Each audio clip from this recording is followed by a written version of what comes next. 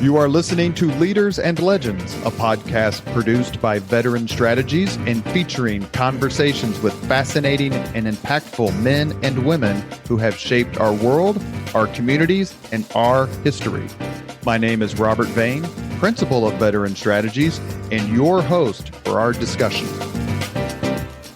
You are listening to Leaders and Legends, a podcast presented by Veteran Strategies, an Indiana-based public relations enterprise, and sponsored by Garmon Construction, Leaders and Legends LLC, the Grand Hall and Conference Center at Historic Union Station, the McGinley's Golden Ace Inn, and NFP, a national insurance broker with strong local content.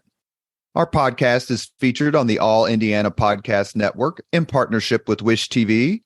You may find Leaders and Legends at allindianapodcastnetwork.com. Thinking of starting a podcast or need to host a public meeting? Let Leaders and Legends LLC be your partner as you look for new ways to communicate your message. Please contact Chris Spangle or me at leadersandlegends.net.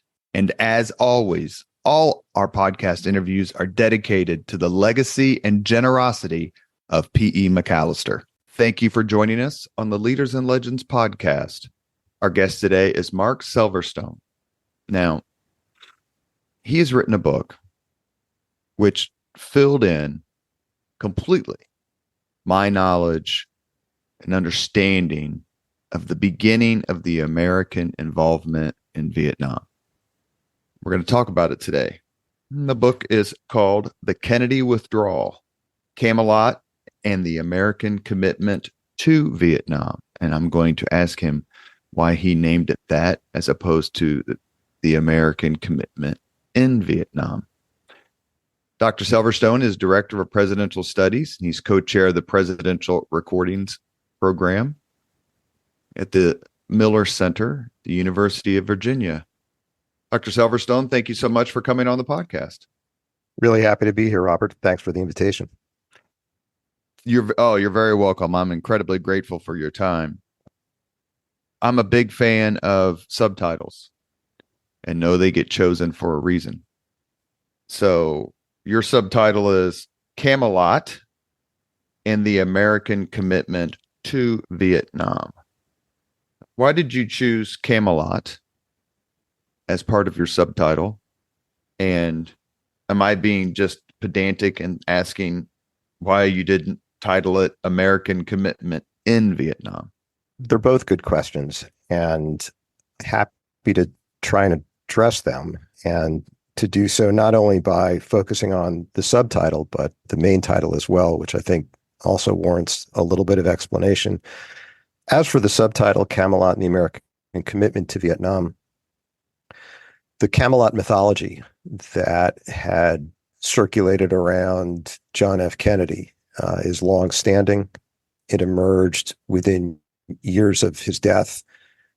Ted Sorensen, who was Kennedy's alter ego, writer, political counselor, Arthur Schlesinger, who was a presidential assistant, noted Harvard historian, both of them had published their accounts of Kennedy's life and Kennedy's presidency in 1965, and they really set the stage for how we understand both the man and the administration for years and years. And they dominated our conception of what Kennedy was all about and what he was trying to do.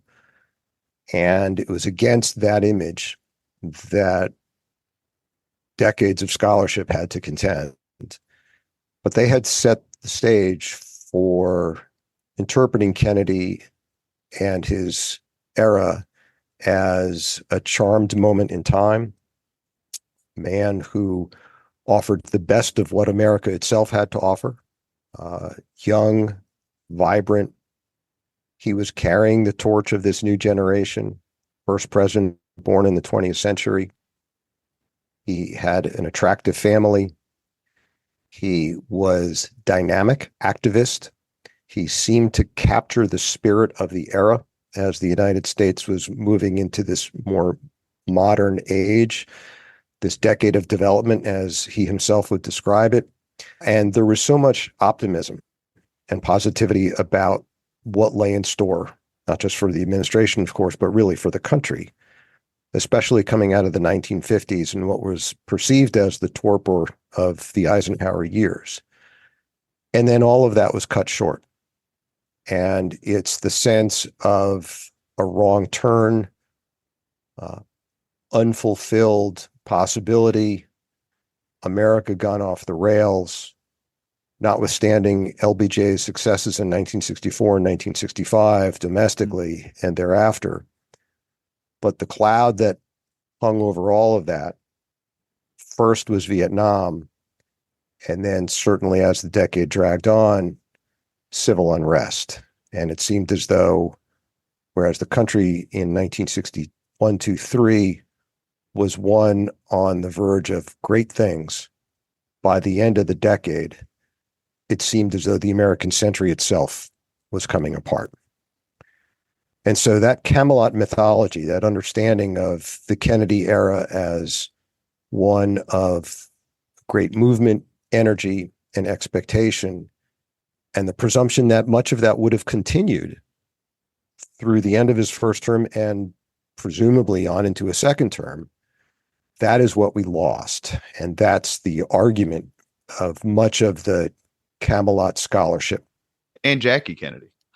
Sure. And Jackie herself contributing to that narrative through a variety of actions she took surrounding the funeral, thereafter speaking to Teddy White and making sure that Camelot, literally the Camelot mythology itself, was written into the story. So I thought it was important to highlight this understanding of where Kennedy was in Vietnam and where he might have been going, to put that against the backdrop, set it against the backdrop of how many people have come to interpret Kennedy's intentions in Vietnam. And not only because of where we were in the late 1960s and thereafter, there were several moments subsequent to that in the more likely decades of the 1990s, but then also into the 2000s and during the War on Terror era, in which Kennedy was held up as an example of a president who was prudent, who was restrained, who was empathic, who worked with his advisors well, didn't necessarily listen to all of his admitted military advisors without questioning their recommendations. Kennedy was being held up as a model for emulation during a time when the war in Iraq and then Afghanistan was not going terribly well. And so he is offered as an example of perhaps what President George W. Bush might have been, and even at times what President Barack Obama might have been. So this Camelot mythology has long legs, and the story about Kennedy in Vietnam is a big part of that. So I thought it really important to highlight the Camelot dimension, and I address it in the book's epilogue.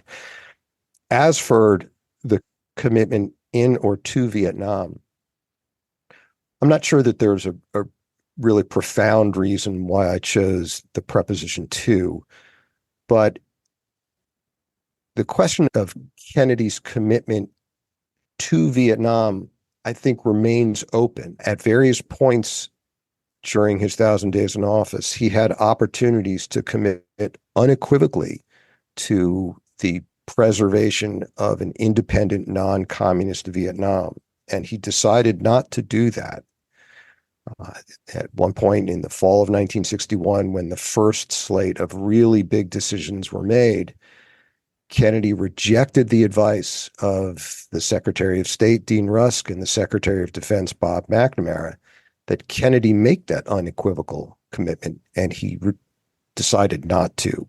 And that's clear from the textual evidence.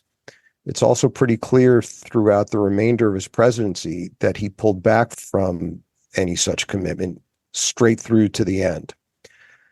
And so the question of the nature of that commitment, I think, is significant precisely because the rhetoric that Kennedy and his advisors, but particularly Kennedy, was using surrounding Vietnam, rhetoric that would suggest that the fall of Vietnam would portend really dire consequences for the United States.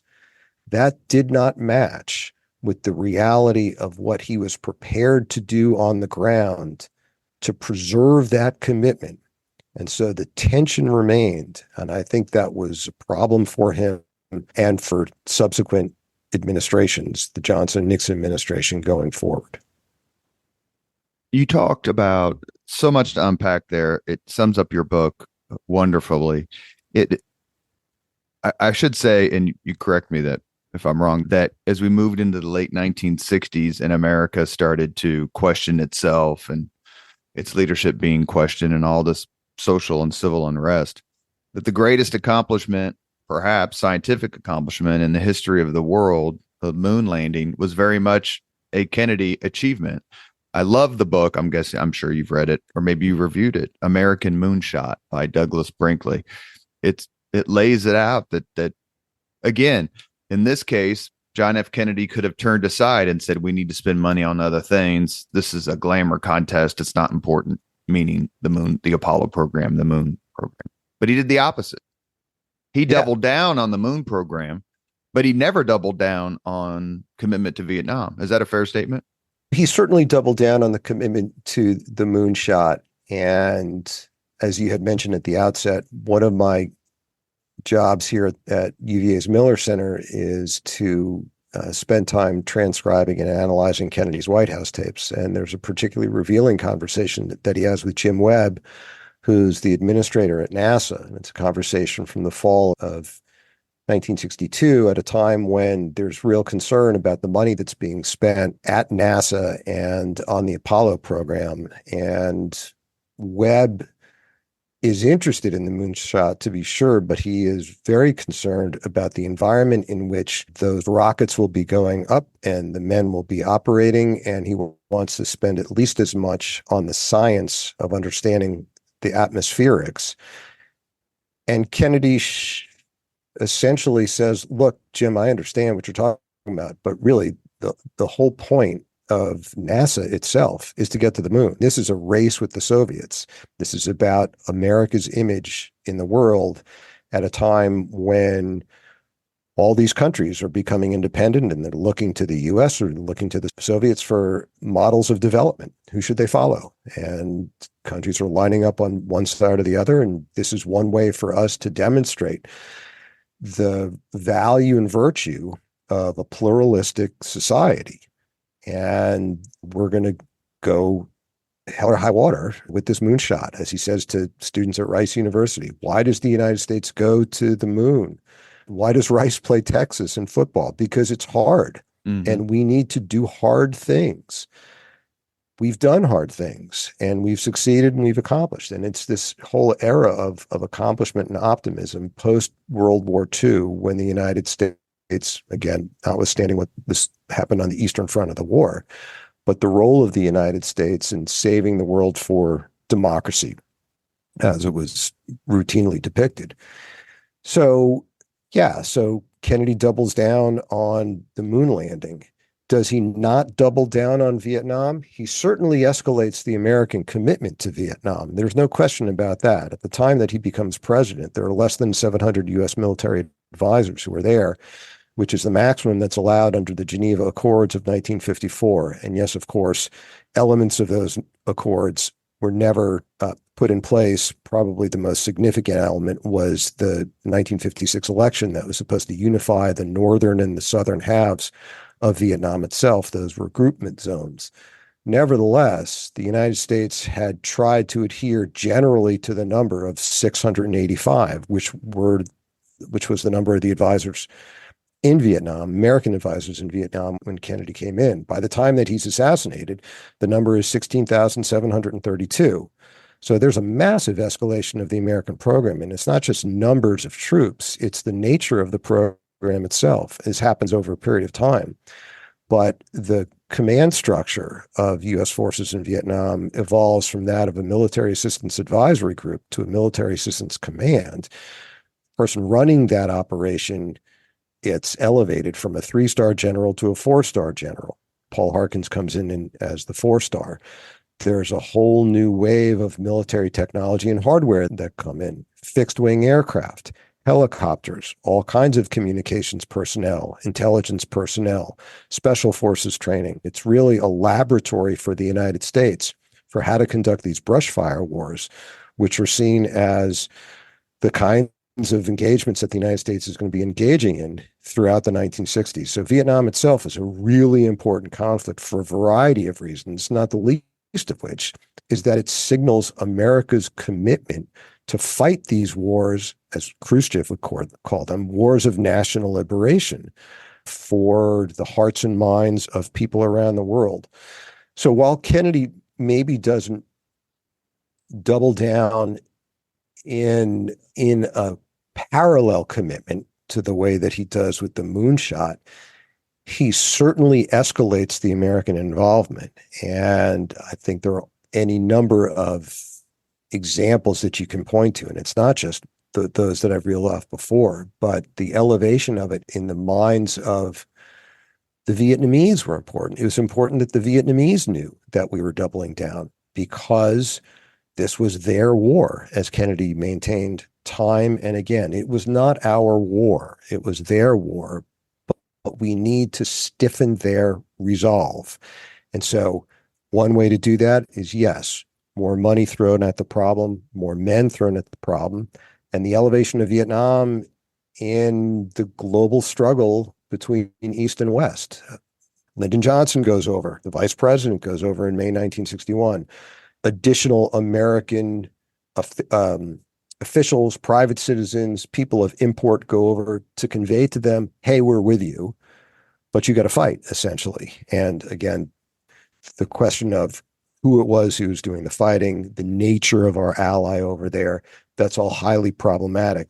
But the idea is to convey the sense that America has made this commitment to Vietnam, albeit, as I noted at the outset, with something less than an entirely fulsome commitment. You're listening to the Leaders and Legends podcast. We're having a wonderful conversation with Professor Marc J. Selverstone about his book, The Kennedy Withdrawal, Camelot and the American Commitment to Vietnam.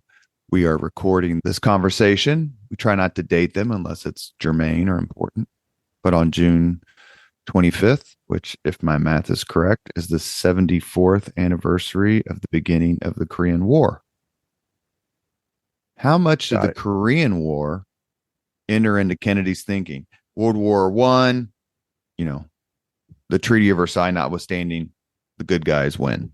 World War II, clearly the good guys win. Maybe if we count Stalin as a good guy for purposes of this conversation. The Korean War, we didn't win. So now here's Vietnam. You also have in the late 40s, who lost China? Cuba has now gone, or should I say Cuba? Since we're talking about John F. Kennedy, I love it when he says that. I know that's how he pronounces it, but it's just funny to me. Anyway, did Korea play much of a role in their thinking on this? We can't have another draw. Yeah, Korea was a negative object lesson for Kennedy, and not just Kennedy, for Bob McNamara and for other members of the administration, as well as for the public, because Cuba was frequently held out as an example of what Vietnam was slowly becoming, what South Vietnam was slowly becoming, the commitment, the U.S. commitment to it. You're right to note that the Korean War ended with an armistice, not a peace treaty, 1953.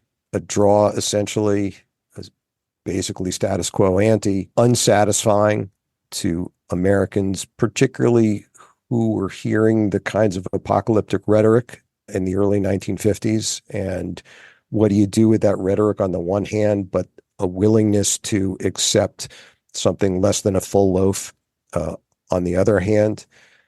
Kennedy was a congressman and then a senator throughout the course of the war, congressman initially and then senator after winning in 1952. The First Indochina War was also going on at the same time. which had begun in 1946 and extended to 1954. In fact, the Geneva Conference in 1954, there were a couple of installments of that. Not only were they focusing on how to wrap up this Franco-Viet Minh War in 1954, but they were also addressing the fallout of Korea, which again was just ended with an armistice and not a full treaty. So both of these considerations are working on Americans, including Kennedy at the time. Kennedy had been very critical, in fact, of the Truman administration in a variety of ways, had been concerned about the fall of China. Democrats were concerned about the fall of China, recognizing how it was being used by Republicans, certainly Joseph McCarthy and others, to suggest that Democrats should not be trusted with America's or protecting America's national security. And that's something that the Democratic Party would have to address throughout the 1950s and that Kennedy would carry with him into the presidency. But this nature of a limited war, how do you confront proxy conflicts in which, in many ways, the war in Vietnam came to be seen as a proxy conflict, that the real enemy was not necessarily Hanoi or even the National Liberation Front, the indigenous communists in South Vietnam, but really China. That's the source of all the trouble. You had mentioned Joseph Stalin previously. Stalin and Mao's correspondence following the establishment of the People's Republic of China. Stalin essentially says to Mao, you look after revolution in the East, we'll take care of it here in the West. We'll have our common form coordinating communist parties in Europe. There maybe should be a Far Eastern common form that the Chinese are in charge of. This is all part of a global Cold War, and in many ways, the Vietnam conflict gets wrapped up into that global Cold War. There's no question that Ho Chi Minh was a dedicated communist, had worked for the Comintern for years and years, and that as much as he was a Vietnamese nationalist, and he was certainly bona fide in that, as were many of his acolytes and aides, they were also still communists, and they were committed to the proletarian socialist revolution. And trying to disentangle the two was quite difficult. How does one do that? Do you prioritize one versus the other? If you decide that this is part of the socialist revolution, do you fight that battle in different ways than you would fight the battle if it really was first and foremost a nationalist revolution, initially throwing out the French and then trying to unify the country and keeping the West out? It's very hard to get a handle on good answers to all these questions, but they continued to circle around Kennedy and his aides. Korea was a part of that. Of course, Korea part of the global Cold War. But then during the course of the Kennedy administration, and here's where I'll extend my remarks about the influence of Korea, the United States was spending something like $500 million a year in South Korea just to keep that country afloat, to make sure that it was economically viable, to make sure that it had the military wherewithal to confront the North with a credible threat of violence and pain if it were to plunge south of the 38th parallel again. And as McNamara would tell Kennedy, South Vietnam is becoming another Korea. And it's a drain on America's resources, and we can't have that. And just like we had failed leadership at various times in South Korea, we have the same thing going with Ngo Dinh Diem and his regime in South Vietnam. Plus the fact that as the war began to mushroom in 62 and 63, more Americans are going in. It's clear that Americans are not just observers and trainers, but they're fighting and dying in numbers north of 100. There's the hottest war that America is involved in right now. People began to get really concerned that this is yet another Korean war. And words like quagmire start to emerge, America getting sucked into the quicksands again, another war on the Asian mainland. And supposedly we had learned our lesson. That was not such a good thing to do, 1950 through 1953. So Korea does loom large in the psyches of the administration as well as the American public. You mentioned World War II as well. I want to ask you, you mentioned something earlier about John F. Kennedy telling the brass the Joint Chiefs of Staff, the Pentagon. No, standing up to them. Kennedy famously was lieutenant junior grade, which makes, I believe, him an O2, the equivalent of a first lieutenant in the Army. He was in the Navy. Was it more difficult for him? Because not only is he standing up against stars and medals and ribbons and heroes in a lot of cases, Maxwell Taylor, especially, but he's also standing up against the heroes of World War II. These are the men who parachuted into Normandy. They're the men who held out at Bastogne. They're the men who swam ashore at Iwo Jima and Okinawa. Did he ever find that, in your view, did he ever find that more daunting, say, than standing up to a series of generals who maybe did the Persian Gulf War? And this is no insult. There's a qualitative difference between liberating Europe and liberating Kuwait. Did he have a sense of, these guys won the war and I need to listen to them, or that's the last war and I'm in charge of this one? Yeah, it's a great question, because not only Kennedy, but those he surrounded himself with were also serving in those junior capacities, whether it was as aides de camp or part of the U.S. bombing survey, both the Pacific and the European theaters. These guys were clearly not even second rung, below that. And here they were addressing Curtis LeMay, who was directing the bombing campaign in the Far East. And as you mentioned, Max Taylor. Kennedy, though, as you mentioned again, had been a lieutenant junior grade, had seen the military up close and had developed his own thoughts about their efficacy, their expertise, how well they ran things. Intelligence. One of Kennedy's first jobs, actually, when he was stateside, was in intelligence. And he was not terribly impressed. And I think that sense of skepticism, certainly the chaos that war brings, that's what Mike Tyson said, everybody has a plan when you go into the ring, but as soon as you get punched, everything changes. And that's certainly true in wartime. You can have plans. Even Eisenhower had said that, right? Plans are nothing, but planning is everything. Moltke says no plan survives first contact with the enemy. Yeah.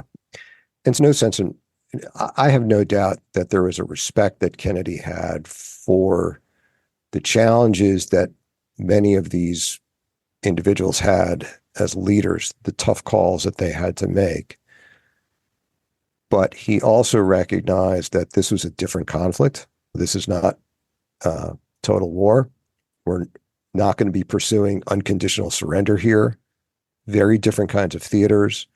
We are not looking to occupy Southeast Asia. We're trying to prevent allies from being overrun, and then we'll look to get out. The dynamics are really quite different. But Kennedy himself, I think you also have to take into account not only his experience in the military, but his personality. This is a guy who has been in the public eye for a long time and has had to develop a sense of thick skin, not only because he is in the public eye, because he's got such a domineering father in many ways, as in Joe Kennedy. And Joe Kennedy took a lot of heat, and John had to address that. But John also develops his own ideas about the propriety of commitment in World War II, the commitment to the British cause, which was different than what his father ended up proposing. So Kennedy becomes his own man, and becoming your own man at that age, he's born in 1917. So we're Correct. talking 1939, 1940 here, young 20s. And he carries that sense, I think, of intellectual independence with him. He criticizes both Truman. So he's criticizing his own president for his handling of not only the Chinese Communist Revolution, but this emerging war, not even emerging at this time, this war between France and its Vietnamese nationalist ally against the Democratic Republic Book of Vietnam, the Viet Minh, and thinking that the United States is supporting a French cause that is insufficiently attentive to Vietnamese nationalism, and that we're probably creating more communists than we're killing by failing to address Vietnamese independence. He says it's something similar with respect to Algeria in the latter part of the 1950s. So he's somebody who comes into the Oval Office bucking the trend, speaking his mind, and posing as a fairly subtle, sophisticated thinker about the tides of history and the way that they're flowing. He criticized one of the great leaders in all of American history, but especially World War II, and that's General of the Army Dwight D. Eisenhower, who had just spent 8 years as president.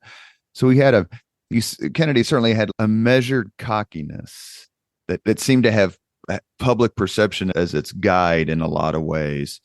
But he was a thinker. And so I think that's one of the reasons why I just recorded a podcast. I'm not sure if you're familiar with Boston Talmadge. Sure. Talmadge Boston. Talmadge Boston. Yeah, How the Best Did It. And he includes Kennedy. One more general question, then I want to move on, because this is something that kept popping into my mind. On a scale of 1 to 10, 10 being it's Pythagoras, it explains everything. 0 means you read it on the back of a box of matches. How much did Kennedy believe in the domino theory? Good question. Hard one to answer. As are many questions about Kennedy, because he didn't put a lot in writing. And so that's one of the reasons why his White House tapes are so valuable, because we do get a chance at an unfiltered Kennedy, recognizing, of course, that he may be calibrating what he's saying, given who else is in the room. We have his public statements as well. And we have the reflections of those who report on conversations in the secondary literature or in the memoir literature. My sense is that Kennedy was skeptical of a very mechanistic application of the domino theory, such that simply because South Vietnam will potentially be overrun by North Vietnam, the entirety of Southeast Asia is therefore going to fall. And if Southeast Asia falls, then you keep going down the archipelago further south, Malaya, Australia, which many people saw as the final domino. Of course, Lyndon Johnson thought we would have to pull back our defenses to San Francisco. There are other concerns that the contagion, as it was described, would spread from there, from Southeast Asia, west toward India, and then to the Middle East. The way that people conceived of the domino theory was in quite lurid and apocalyptic terms. And while Kennedy was resistant to that really mechanistic application because of A, you therefore get B, he recognized that the dynamics still mattered. Like the perception of what happens in one place matters in another spot. As he put it, both our allies and our adversaries would, of course, take into consideration what the United States did after making such a commitment in Southeast Asia, right? The Republic of South Vietnam would not have survived into 1955 had it not been for the United States Treasury and the commitment of money and expertise to helping stand that country up.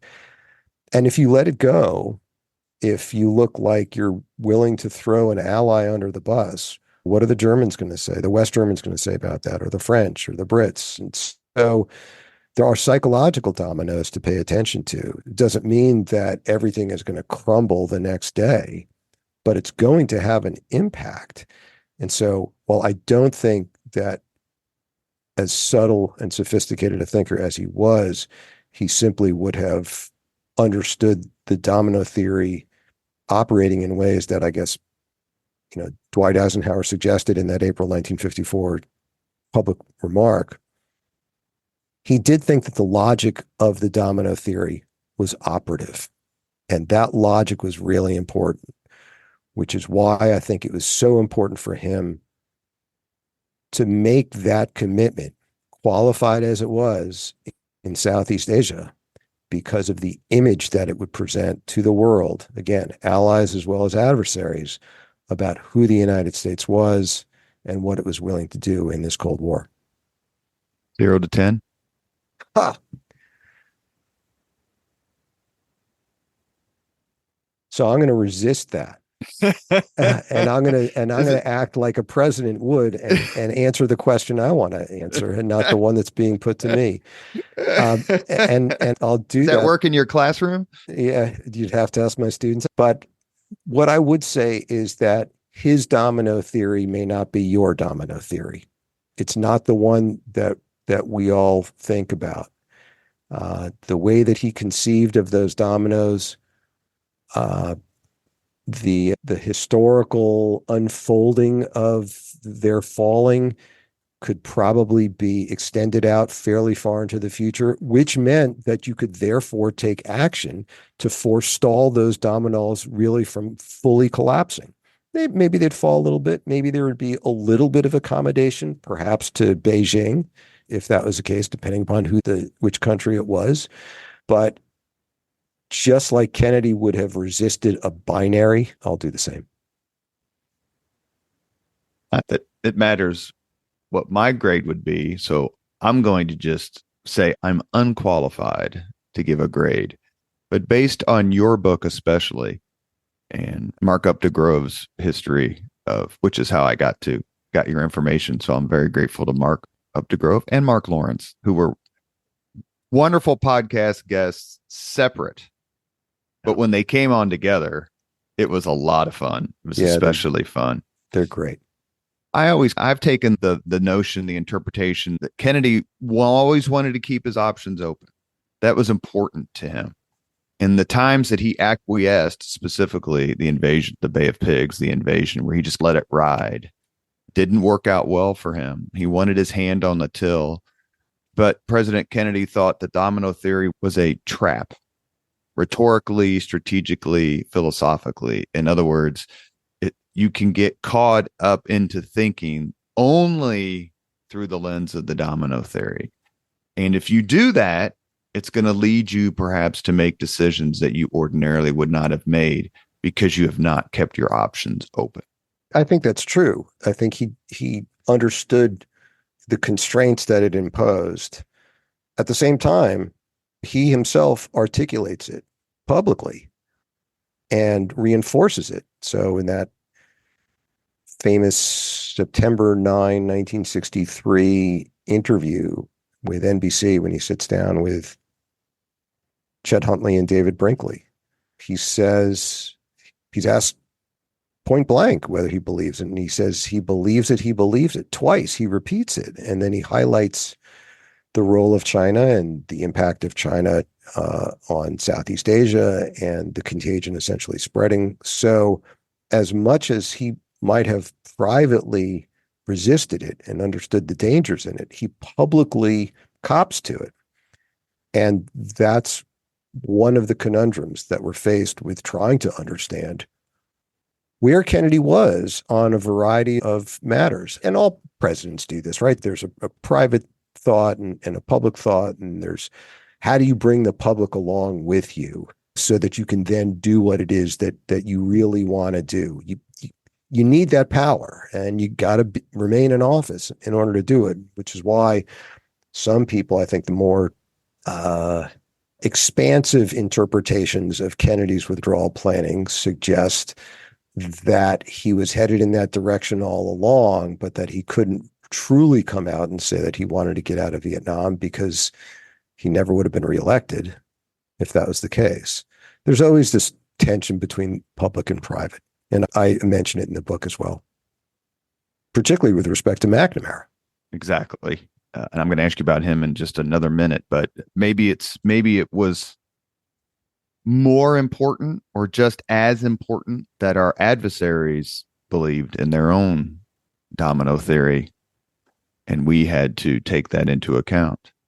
You have been listening, excuse me, you are listening to Leaders and Legends, a podcast presented by Veteran Strategies, an Indiana-based public relations enterprise, and sponsored by Garmon Construction, Leaders and Legends LLC, the Grand Hall and Conference Center at Historic Union Station, and the McGinley's Golden Ace Inn.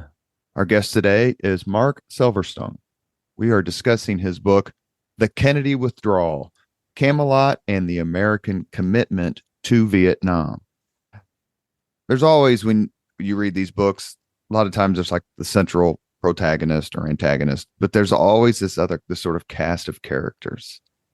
And there is no limit, apparently, to the cast of characters during this era of the Vietnam policy, and certainly towards the end. Of all the people who were involved, you mentioned McNamara and Rusk and Maxwell Taylor and Henry Cabot Lodge and Dean Acheson. All these folks, who do you think Kennedy should have listened to? Or maybe a better question is, who do you think, and it certainly could be someone I didn't name, who do you think is giving Kennedy the best advice? Another really good question, and I'll throw it back to you with another unorthodox answer. As for the person I think he should have listened to more, I would say himself. Because Kennedy, for a decade prior to becoming president, had real concern about the viability of non-communist Vietnam. Certainly by 1950, 1951, when he goes to Vietnam in advance of the 1952 election, essentially he's trying to bulk up his bona fides as somebody who's interested in the world.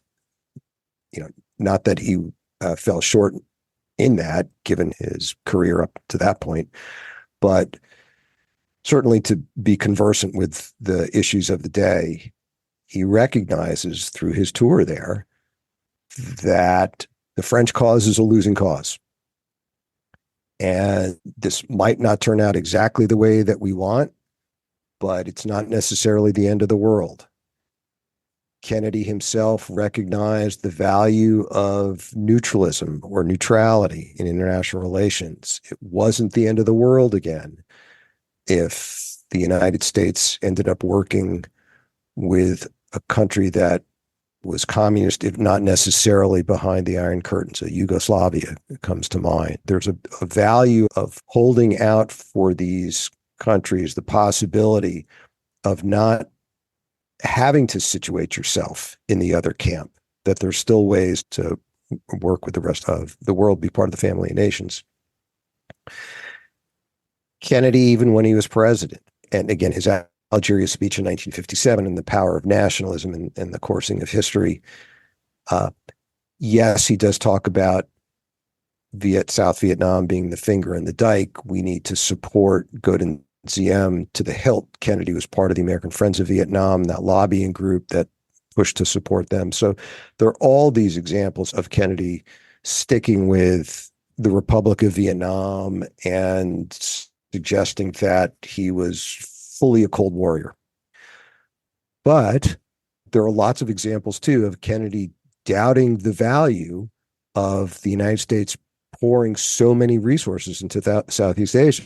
And you had mentioned Cuba. In the course of these meetings in the fall of 1961, when he's being presented by Maxwell Taylor and Walt Rostow with a report that they had put together after visiting Vietnam, late October 1961, which Taylor is calling for a real military commitment and the insertion of 8,000 plus combat troops. McNamara and Rusk recognized that if we go that route and the communists respond and the Chinese and the Soviets respond, we could face perhaps a situation in which we'd have to send in over 200,000 American combat troops. So this is a real big moment for Kennedy. essentially, he's saying to these guys who were saying the fate of the free world is at stake, say, wait a second. In late 1961, we had just gone through this exercise in Cuba where John Kennedy, decided not to see it through, not to put in American resources. We're essentially learning to live a little bit with Cuba. Yes, Operation Mongoose is going to be going on. We're going to try to destabilize the Cuban regime. And I think it was even more post-missile crisis where they were exploring ways to live with a communist Cuba. Kennedy says to the military brass and to his advisors as well, we didn't go into Cuba. Why should we go into Vietnam when it's so much farther away? It doesn't make sense. He refuses to make that categorical commitment. So Kennedy's on record discounting the value, let's say, of preserving an independent, non-communist South Vietnam. I believe that he sticks with the skeptics pretty much throughout his administration. He certainly doesn't side with the true believers. I would say that, like with Walt Rostow. And I think had he, for whatever reason, been able to follow through on his best hunches, insights, that he would have pulled back from a more fulsome commitment to Vietnam. He already pulled back from a categorical commitment. I think he was probably interested in trying to get out, which cuts to the heart of what the book is about. And if the stars aligned after re-election in 1965, I think he would have explored quite seriously and had been open to more sophisticated approaches to it than Lyndon Johnson was. But domestic politics is a rough thing. And even Kennedy's most ardent admirers would argue that Kennedy was going to stick it out at least through the 64 election, but then things might have changed afterward. I don't see Kennedy putting in 500,000 combat troops like Lyndon Johnson did, but I also don't see Kennedy being terribly willing to get out at any point during his first term. And again, it would have depended upon how things looked after January 1965 as to the extent and the velocity of an American departure. In a way, he was, please push back, he had his own sort of internal or tactical domino theory. So forget geopolitics. If South Vietnam falls, Cambodia falls, Laos falls, obviously you're talking about Thailand, then that starts to have an entirely different conversation. Right. But more money, more people, more troops, more combat troops, more prestige on the line, more rhetoric, more apocalyptic rhetoric. That's its own domino theory, completely separate from the geographic one against the communists. Is that a fair point? Yeah, I think it is a fair point. American credibility was at stake because Americans decided that American credibility was at stake. That's right. Yeah. Yeah. And if you're in that position and you do think that the fate of the free world depends upon what's happening in Southeast Asia, 10,000 miles away from American shores, then you're going to throw those resources in. In many ways, this goes back to the debates at the early Cold War and the writings of George Kennan and the writings of Walter Lippmann, and the question of what kind of a defense do you mount? A perimeter defense in which essentially all regions of the world are equally important.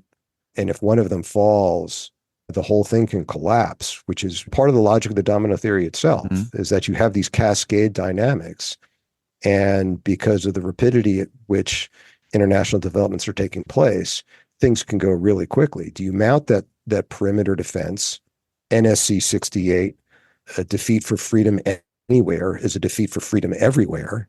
Or do you mount a strong point defense, which is what George Kennan was advocating for, in which you focus primarily on these regions of the world that are rich socioeconomically, industrially, the workhorses of the world, those industrial powers that are really most important for ensuring America's national security. And if that's the case, then Southeast Asia is comparatively not as important. Northeast Asia would be not as important as it would have been for George Kennan, even though he decided to back Truman's decision to send in American troops after June 25th, 1950, because of the image of the United States pulling back at that particular time. But it's this question of what's most important, and that's a matter of strategy. And in many ways, there is this real concern that the world was indivisible, that Saigon was as important as Berlin.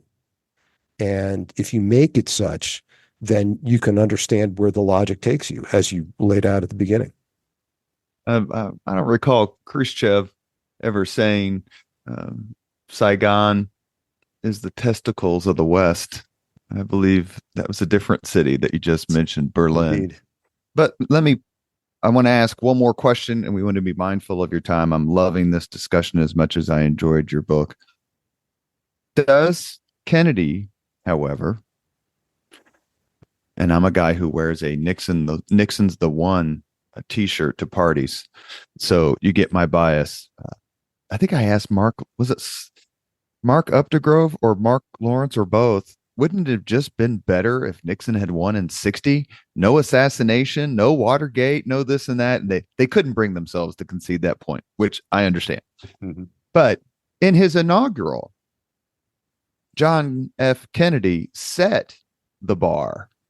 It wasn't set by foreigners or advisors or maybe even the greater political system per se. We will bear any burden, aid any friend. That's what he said. Help any friend, oppose any foe. I mean, that's what you say privately. He chose to say it publicly in the grandest of stages. And how much did his own rhetoric box him in? I think it boxed him in a lot. I think it did in a broad sense, but also specifically. So scholarship on the Cuban Missile Crisis, for instance, often points to Kennedy's rhetoric, red lines, the speech by Roswell Kilpatrick in October 1961, declaring once and for all that if there was a missile gap, it was vastly in Washington's favor. Rhetoric mattered greatly. Certainly it matters for Kennedy. It's these soaring lines that are unforgettable, as you say. And all of that stuff, the bearing any burden, the opposing any foe, was, as he finished, to ensure the survival and the success of liberty, right? That's what's at stake here. And you would hear him at various times throughout his administration say something similar. And I was struck as I leafed through his various public pronouncements on particularly on Vietnam, but more generally on the Cold War, just a couple of weeks, not even a couple of weeks later, 10 days later, when Kennedy delivers essentially his first State of the Union address. He delivers a joint session of Congress, and I think it's the 30th of January, in which he talks about the United States being in its hour of maximum danger when he's not even sure, when we're going to test the proposition whether a nation such as ours can survive. That's really heady and scary stuff. And he therefore puts the country on edge a little bit. And it's an edge which calls for sacrifice. And that's another theme of the inaugural, and it's a theme throughout his entire administration. But we have to run risks. And this is the risk. We have to support free peoples, as Harry Truman would say, who are attempting to resisting attempted subjugation. This is, in a way, the playing out of containment theory. Generally, there's ins and outs to that, and people describe how much containment was truly involved versus personal partisan issues as well. But yeah, I think Kennedy's rhetoric is important. He continues to say that Vietnam is not vital. He doesn't use that language, which I think is significant, but it's everything short of essential that the United States stand tall in Southeast Asia. And so if you're trying to think about where Kennedy wants to get the country, and I have no reason to doubt that he didn't say, let's say, to Mike Mans, look, I think we should get out of Vietnam, but I can't do it until after 64, or else we'll have another Joe McCarthy on our hands. But I can do it after 65. I got to get elected. So as he says, then after Mansfield leaves the room in the spring of 1963, he says to his aide, Kenny O'Donnell, we better damn make sure that I get elected. I don't doubt that Kennedy has that sense, but he can't say anything to that effect prior to 64. And so it's the language again that tries to convey to the American people that Kennedy is serious, that he has resolve, that the Democrats are a party that's to be trusted with American national security, again, because of the hangover of the who lost China debate. All these things factor into preserving that American commitment to Vietnam at a time when Kennedy, I think, was doubting how deep that commitment really should be. Last two questions, make them a one-word answer. I know you can make these a one-word answer because they're not being graded. So, you can say whatever you want. Two things. It's January, February of 68. That's roughly the Tet Offensive, correct? Kennedy decides not to run for a second term. Lyndon Johnson runs, is elected, beats Goldwater convincingly. What do you think Kennedy's one-word reaction would be if someone says, we have 500 plus thousand combat troops in Vietnam? What do you think about that, Mr. President? Can I have a couple words? So I don't think Kennedy would have had, there would have been 500,000 troops in Vietnam at the end of the second Kennedy term. I think there would have been troops. But do you think he would have said, why? Or, wow, crazy?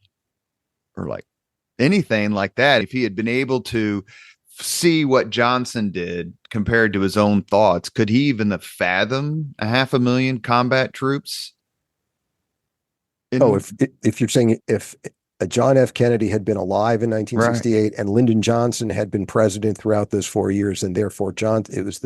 I think he would have seen it as a total failure, a total policy failure. Just like Eisenhower saw the construction of an American presence on the continent of Europe at the end of his presidency and all those Americans there as a failure. I think Kennedy would have seen it as a failure. Plus or minus, let's say over under. I'll throw out a number. How many Americans would have been in Vietnam if Kennedy had been reelected in 64, which I'm going to assume he couldn't have been beaten. It would have been very tough. Goldwater certainly wouldn't have been able to do it. 50,000. 50,000 Americans in Vietnam at the end of a Kennedy second term. Less, fewer, or more? Fewer. We've reached the point in the Leaders and Legends podcast where we ask the same 5 questions of all of our guests. Dr. Selverstone, are you ready? Sure. What was your first job? The first thing that I got paid for, probably as a busboy at Oliver's Restaurant in Westport, Connecticut. What was your first concert? First serious rock concert. Yeah, you paid for. Chicago.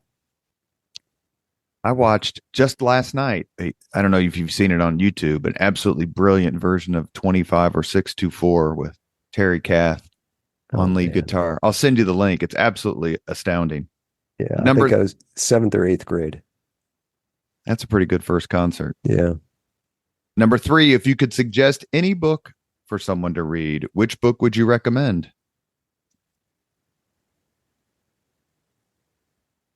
Wow, that is a tough one. There are so many. I'll mention the book that kind of got me into the line of work that I'm into.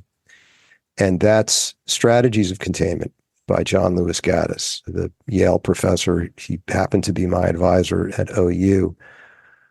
But it was a book about American strategic thought at the dawn of the Cold War and throughout the Cold War.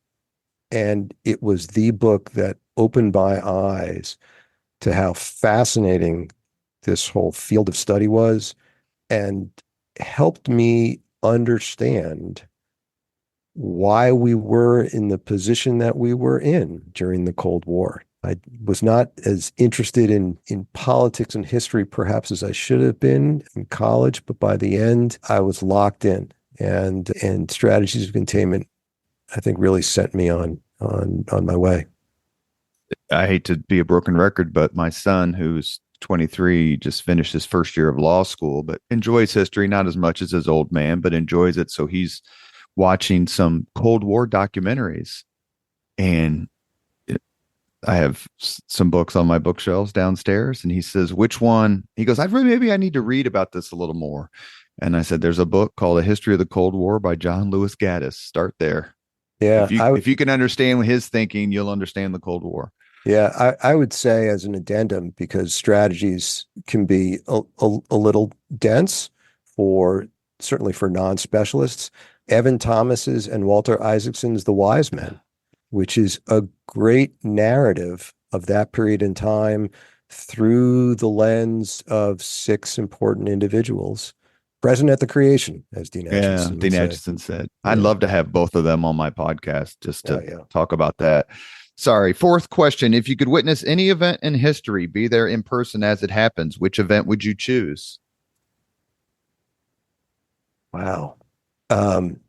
I used to be a pretty quick runner when I was young, so maybe Vesuvius and Pompeii, and hoping that I could run. It's just, I know it's a little flip. Not Bannister and Lundy? Yeah, that would be cool, huh? Yeah, I'll stick with that. Otherwise, I'd ruminate and we'd waste your time. Last question. If you could have dinner with anyone living today, 2 hours off the record just to chat, whom would you choose? Maybe it would be Obama. He's the most popular choice. And I say that because in many ways, like Kennedy, and I paired the two a little bit against each other in the epilogue of my book, he was confronting many of the same kinds of choices Kennedy was confronting, had similar skepticism with respect to the options he was being offered, and yet in some ways made some of the same choices that Kennedy did. And I would love to hear more in a very off-the-record way about his thought process.